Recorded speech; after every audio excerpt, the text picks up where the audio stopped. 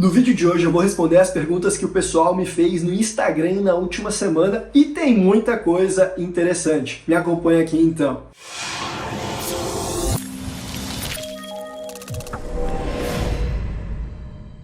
Pessoal, antes de entrar na pauta desse vídeo, eu não poderia deixar de expressar a minha gratidão por todos vocês que estão aqui. Hoje é uma data muito especial para o canal. Nós acabamos de completar 100 mil inscritos. E eu fico lisonjeado em saber que tantas pessoas têm acompanhado o nosso trabalho por aqui, a nossa missão de ajudar o brasileiro a internacionalizar e com isso alcançar uma maior independência e liberdade, inclusive liberdade financeira. Durante essa trajetória nós tivemos vários momentos especiais. Eu pude relatar para vocês sobre o regime especial de tributação de Portugal. Lá em Portugal, eu fui para o Paraguai visitar uma mineradora de criptomoedas. Eu fui para Barcelona, onde eu fiz um vídeo falando sobre a lei de Beckham. Trouxe conteúdo diretamente da Argentina, participei de alguns podcasts e tive, graças ao canal, a oportunidade de atender clientes de os mais variados lugares do Brasil e do mundo, com as mais diversas demandas, desde aquele engenheiro de software iniciante que começou um trabalho internacional, ao mega empresário que possui um patrimônio consolidado no exterior e já nem mora mais no Brasil, por exemplo. Todos vocês são muito bem-vindos aqui e compartilham da nossa filosofia, que é internacionalização. E isso é só o começo, ainda virá muito conteúdo novo para vocês por aqui. Vou continuar produzindo, informando você, respondendo as suas perguntas. E eu faço um desafio especial. Se esse vídeo bater mais do que 500 likes, eu vou começar a fazer com mais frequência esses conteúdos de perguntas e respostas, que eu sei que é algo que ajuda bastante, principalmente aqueles que ainda não contrataram a nossa consultoria, que tem uma dúvida pontual, por exemplo. Então tá lá, deixa o seu like para a gente continuar com essa missão. E é claro, se você é novo no canal, não deixa de se inscrever e compartilhar esse conteúdo com os seus amigos. Sobretudo aqueles que, assim como você, gostam de assuntos relacionados à abertura de empresas no exterior, segunda residência, segunda nacionalidade e por aí vai. Dito isso, agora sim, vamos à pauta do vídeo. Responder as perguntas e olha que teve várias muito interessantes. Eu vou começar pelas perguntas que não querem calar, que tem a ver com a MP 1171 do presidente Lula, que agora virou a MP 1172, que era até então a do salário mínimo, mas eles aglutinaram lá. Eu me refiro à medida provisória que quer tributar o lucro obtido por empresas offshore, ainda que essas empresas não distribuam os lucros para os investidores, pessoa física residentes no Brasil, além do que também quer tributar várias outras modalidades de investimentos fora do país, na alíquota de 22,5%. E aí o que todo mundo quer saber é, será que isso aí vai passar? Será que isso aí não vai passar? Eu destaco aqui a pergunta do Marcos Alves, que questionou se já caiu a MP 1172, e do Max Germán, que questionou se a MP do Lula vai passar ou não. Bem, nós temos até o início da semana que vem para saber se essas medidas provisórias serão aprovadas pelo Congresso Nacional. Elas ainda estão na Câmara dos Deputados. Porém, a previsão é que eles votem ainda nessa semana, mais precisamente no dia 24, que é nessa quinta-feira. A ideia é, na quinta-feira, votar a MP 1172, que fala sobre o aumento do salário mínimo e também sobre tributação de empresas offshore. E aí, será que vai passar? Bom, se você for ver as notícias que têm vazado dos bastidores lá de Brasília, você tenderá a pensar que não vai passar.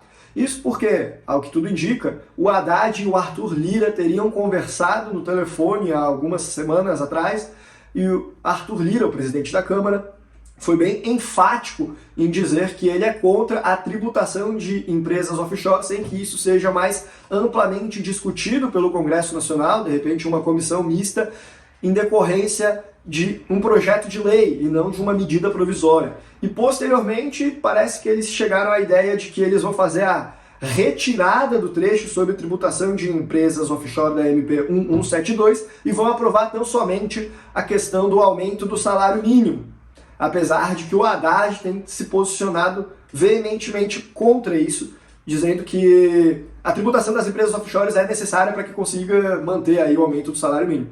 Eu duvido, tributar a empresa offshore é a lei expulsa rico, só vai fazer o pessoal ir embora para não pagar essa conta. É que nem imposto sobre grande fortuna, isso não deu certo em lugar algum. Na verdade, ele só está querendo criar um nós contra eles, pobres versus ricos, para alimentar aquela visão de mundo de luta de classes, quando que, na verdade, o nós e eles é pessoas que produzem e pessoas que vivem do produto dos outros. Mas eu nem queria entrar nesse mérito. E eu não gosto de elogiar político, gosto só de falar mal. Mas eu devo reconhecer que o Arthur Lira até que ele tem tomado algumas medidas interessantes na posição de presidente da Câmara. Provavelmente não por conta da ideologia dele, sim por outras questões, mas o ponto é que ele tem feito um bom esforço para barrar as tentativas do governo de acabar com o marco do saneamento, de reestatizar a Eletrobras, de aumentos de impostos e agora, mais especificamente, em impostos de empresas offshore. Vamos ver no que vai dar. Cenas para quinta-feira, dia 24. E ainda sobre essa MP, o Joque Rocha questionou se, caso ela seja aprovada, isso aí vai afetar as empresas nos Estados Unidos também, ou apenas aquelas que estão em paraísos fiscais. Bom, o texto da MP 1172 fala que vão ser afetadas todas as empresas cuja renda ativa própria seja inferior a 60%. Então, se você tiver uma empresa nos Estados Unidos que é 100% de investimentos, corre o risco dela ser afetada sim. E mesmo que não seja, se for uma LLC de um único sócio, estrangeiro não residente, que não tem imposto de renda federal nos Estados Unidos, ainda que seja mais do que 60%, a renda ativa própria, ela vai ser afetada porque ela é um regime fiscal privilegiado, conforme o artigo 2º da Instrução Normativa 1037 da Receita Federal Brasileira. São poucas as empresas que não vão ser afetadas caso essa MP passe, mas há algumas alternativas sim. Aí a gente teve um outro grupo de perguntas que apareceu bastante lá no nosso Instagram. A propósito, se você não nos segue, vai lá, guilhermebauer.s, o meu pessoal, e capital.global, o nosso Instagram institucional. Em ambos, nós produzimos conteúdos de valor para você, assim como aqui no YouTube também. 100 mil inscritos, que felicidade. Daqui a pouco é no Instagram, quer dizer, lá vai demorar, lá não tá nem em 10 mil ainda, então se inscreve lá. O ponto é que algumas pessoas perguntaram, na caixa de perguntas que eu abri lá, como que faz para contratar a nossa assessoria? O Itarley perguntou, o Rafael Hag falou para a gente respondê-lo no direct que ele tinha interesse em fazer uma contratação. E pessoal, para fazer o contato conosco, contratar algum dos serviços da Capital Global, os meios de contato são os dois únicos oficiais que eu divulgo diversas vezes aqui no canal. Quais sejam o nosso site, capitalglobal.com.br, e o nosso e-mail, contato@capitalglobal.com.br. Infelizmente, pessoal, eu não consigo responder nas outras redes sociais. Na verdade, nós nem recebemos essas mensagens. E quem cuida das redes é o pessoal do marketing, não é o pessoal da equipe de contratação. Então, se você tem interesse em contratar o nosso serviço, nos procure pelos nossos dois únicos meios oficiais de contato para obter maiores informações. Seguindo aqui, nós também tivemos várias outras perguntas de mais assuntos que eu também considero interessante. O Alexander brasileiro questionou quanto tempo que leva para conseguir a residência fiscal no Paraguai. E veja, o trâmite de residência fiscal é diferente do trâmite de residência legal, que é a autorização para morar lá. Para isso, no Paraguai, você consegue em uma ida. Você consegue primeiro a residência temporal, mas já tem a autorização legal para morar lá. E depois de 2 anos você pode pedir a residência permanente. Já foi diferente, isso mudou recentemente. Eu tenho até um vídeo aqui no canal no qual eu falo sobre essas novas regras para conseguir a residência no Paraguai, que eu vou deixar aqui no exílio. Agora, isso é como se fosse o visto para você morar lá. É diferente do que é residência fiscal, que é quando você passa a ser um sujeito pagador de impostos lá. Para isso, a maior parte dos países do mundo tem o critério de passar 183 dias. E no Paraguai, há critério semelhante a esse também.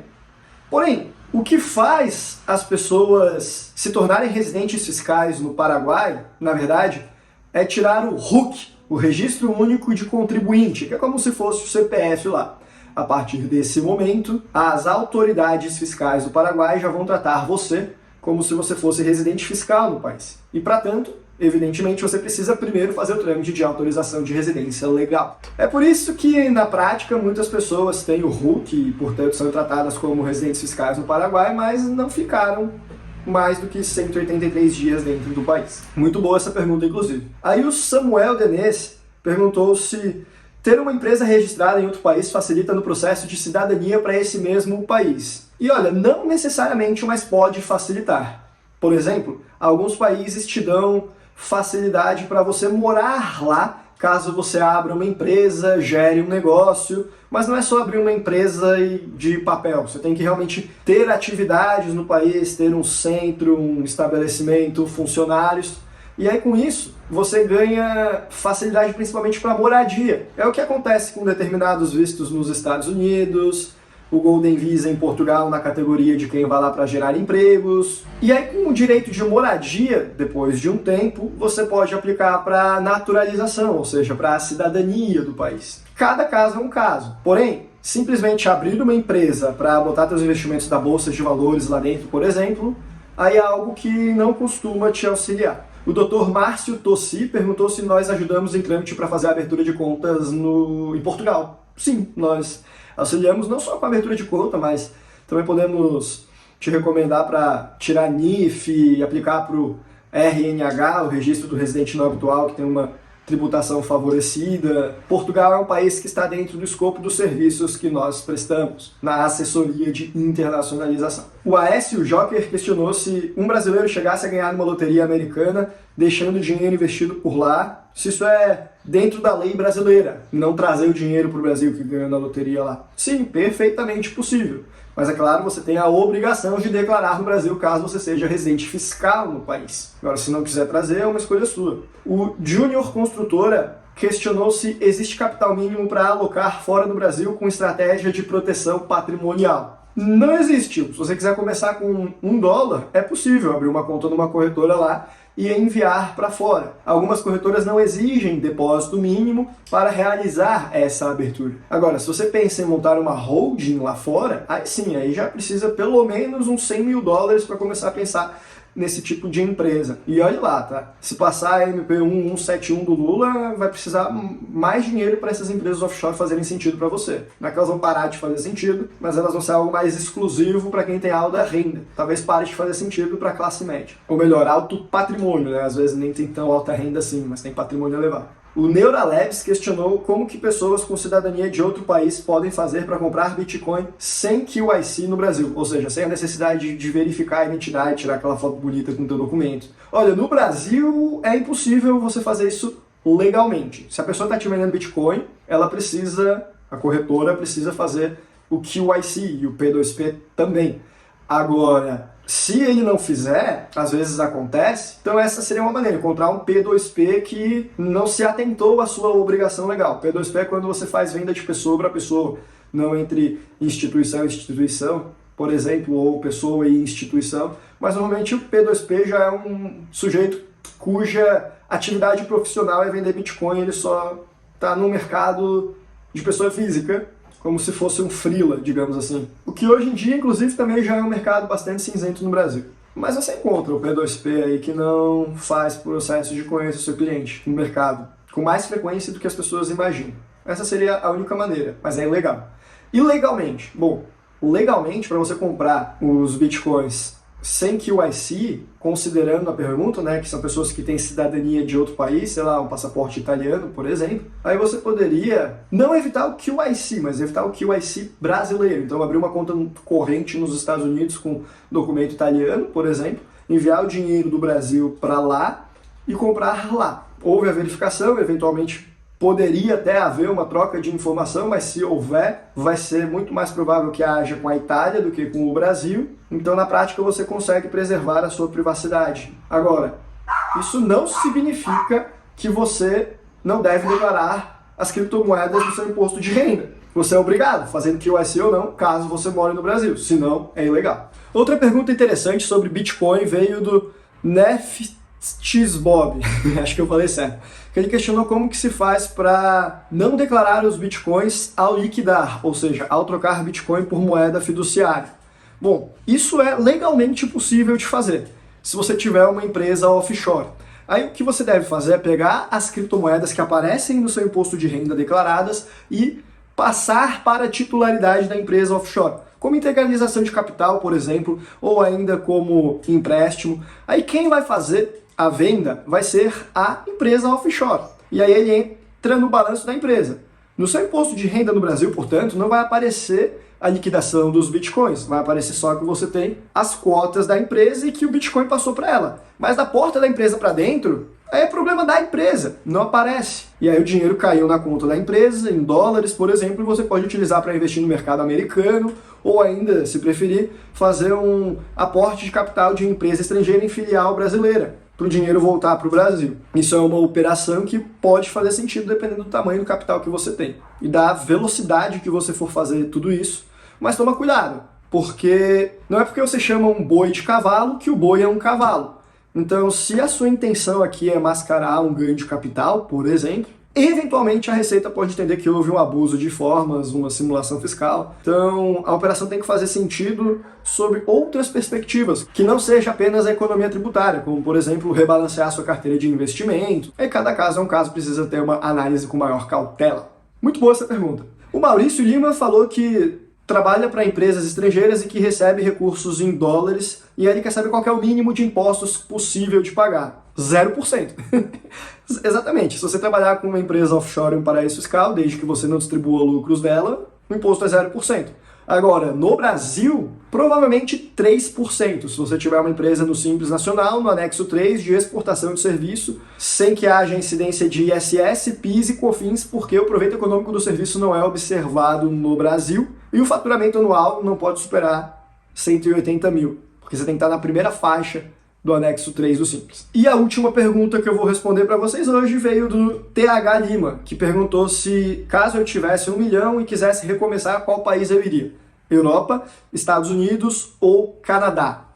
Bom, se eu quisesse recomeçar, aí depende. Se fosse para usar esse 1 milhão para viver de renda, aí provavelmente eu ia para a Europa, para algum país mais barato, como Portugal, por exemplo, e eu teria que reduzir os meus custos para que os frutos desse 1 milhão fossem compatíveis com o meu custo de vida corrigido à inflação. Agora, se a ideia do recomeçar seja de continuar trabalhando e usar esse 1 milhão para guardar, por exemplo, partindo do pressuposto também que eu não trabalhasse online, né? Aí provavelmente eu iria para os Estados Unidos, que é o país no qual eu acredito que tem maiores oportunidades. Aliás, eu já fiz um vídeo muito interessante que eu comparei Estados Unidos e Canadá.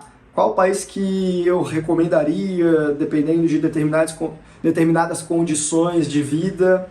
Em alguns pontos os Estados Unidos é melhor, em outros o Canadá é melhor. Eu vou deixar esse vídeo aqui no izinho para que você possa assistir também. E antes de encerrar o vídeo, mais uma vez, do fundo do meu coração, eu gostaria de agradecer todos vocês pelos 100 mil inscritos que têm me acompanhado nessa jornada até aqui. É só o começo, pessoal. A gente vai libertar as pessoas por meio da internacionalização. Essa é a minha missão de vida profissional, pessoal, a minha ideologia, e eu realmente fico muito feliz de saber tudo que a gente tem construído em tão pouco tempo. Por esse vídeo é isso, um abraço e até a próxima.